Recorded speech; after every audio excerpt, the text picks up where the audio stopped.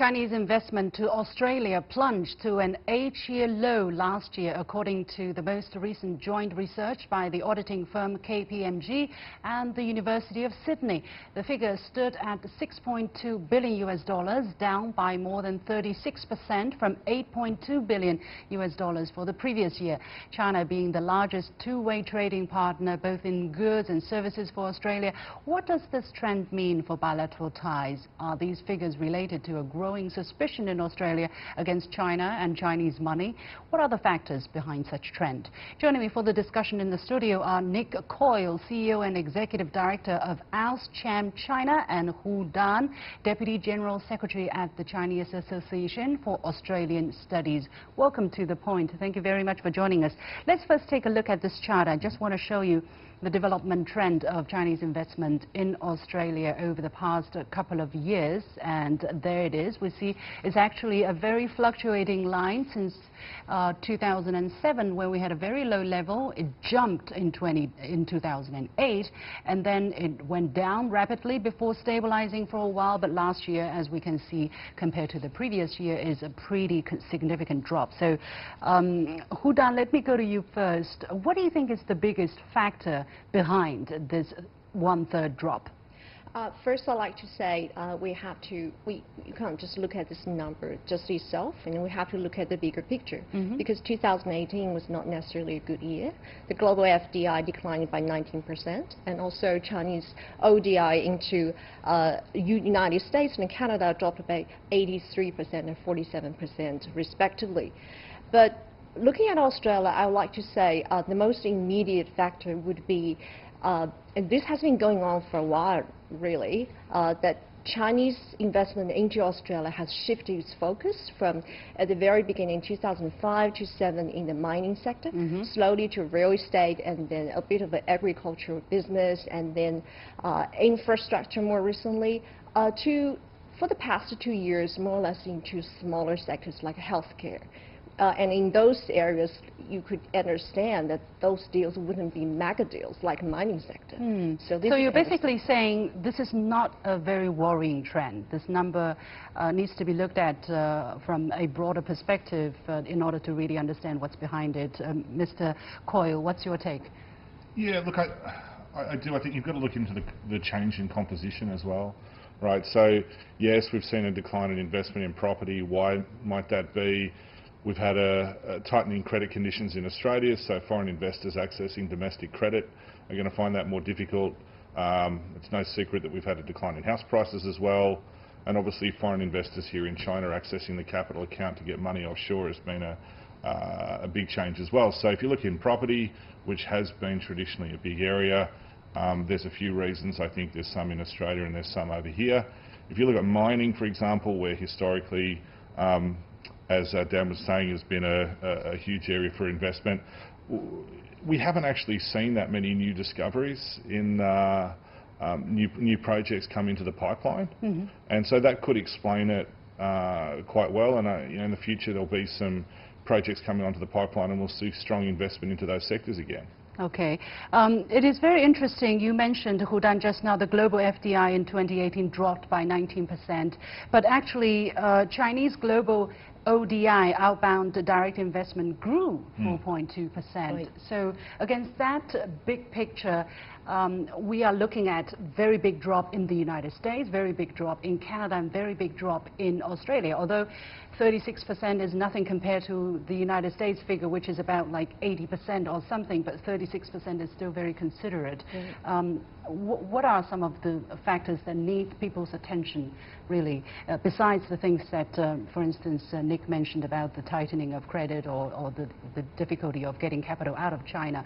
Is there a change of investment climate I'm talking about here?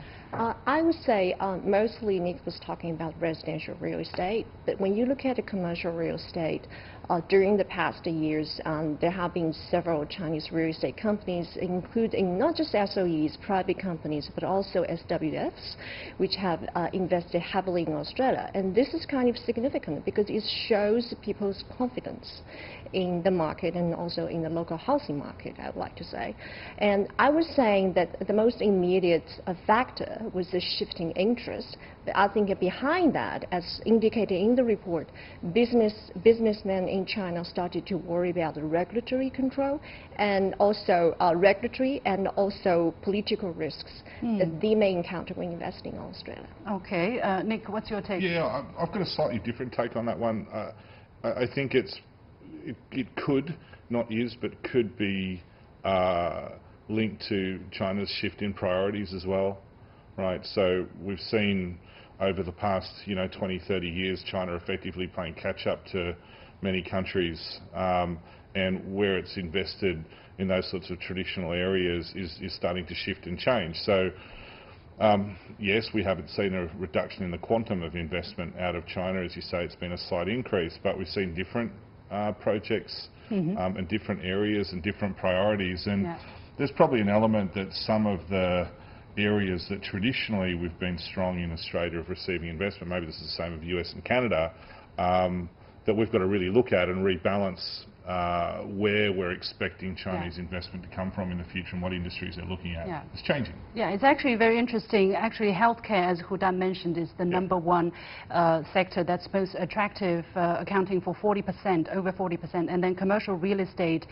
fell to second place with 36% of the total value, and energy only comes in the third, which is, and experienced a very, and new mining experienced a very big drop. So exactly as you said about the kind of shift in the sectors attracting investment. I want to say, however, I found this very interesting. It says that Chinese investors surveyed to review Chinese executives still see Australia as a relatively attractive place to invest with an improving political climate, and there has been a slight increase in their sense of feeling welcome. However, given the kind of media environment, the kind of media reports that we have seen, at least from our side, coming out of Australia about China, are these people surveyed being polite, Hudan?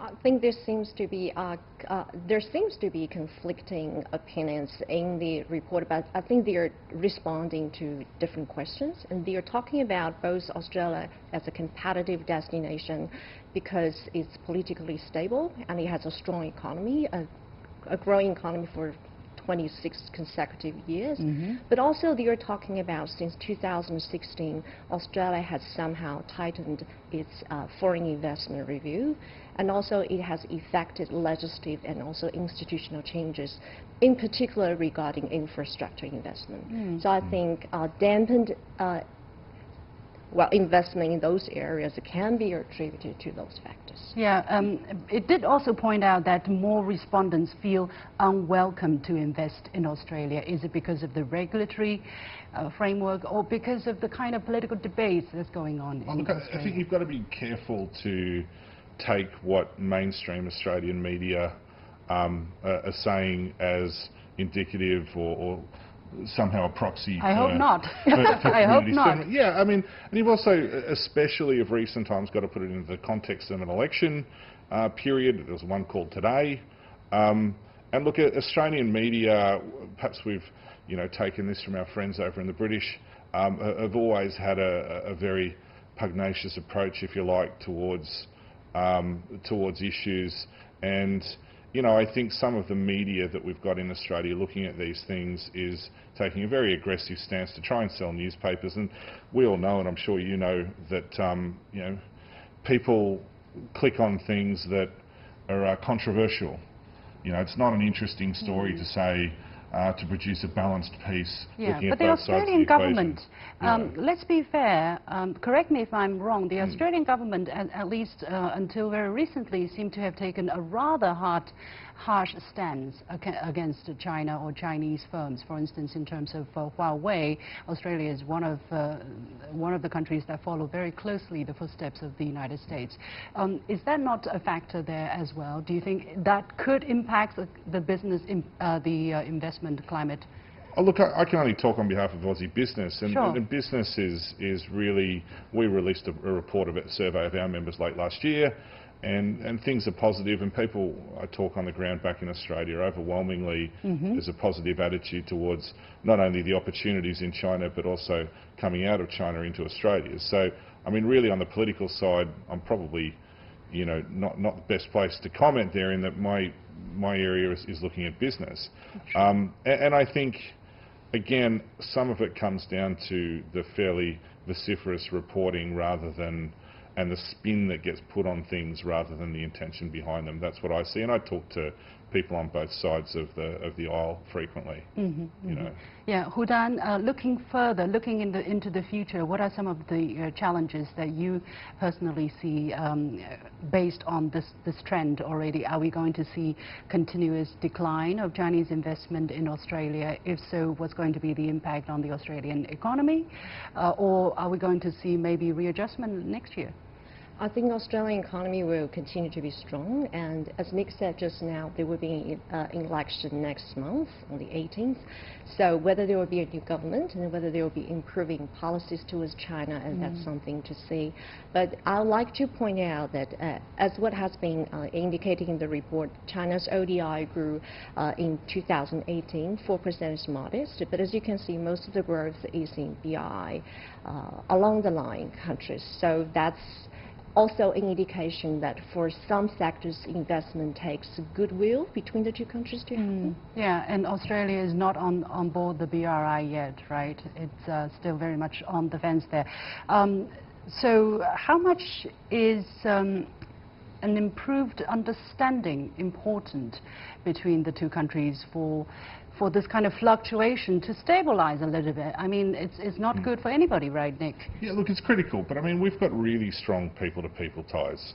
You know, there's about 5% of the Australian population are ethnically Chinese, so it's around about 1 million or so ethnically Chinese in Australia. We've got really strong people-to-people ties. I think we can't forget the complementarity that exists between the two economies, right? I mean, one of the projects that I was looking at that was highlighted in that KPMG report was around lithium, and I was reading how Australia produces 50% of the world's lithium and China produces 80% of the world's lithium batteries, right? It's a micro example, but we're extremely complementary economies and we can't lose focus of that. Okay, we have to leave it there. Many thanks to Nick Coyle, CEO and Executive Director of AustCham China, and Hu Dan, Deputy General Secretary at the Chinese Association for Australian Studies. And with that, we come to the end of this edition of The Point with me, Li Xin. As always, you can follow me on Facebook and Twitter using the handle The Point with LX. Download the application called CGTN to watch the show on your mobile devices, or go to YouTube and look for CGTN The Point.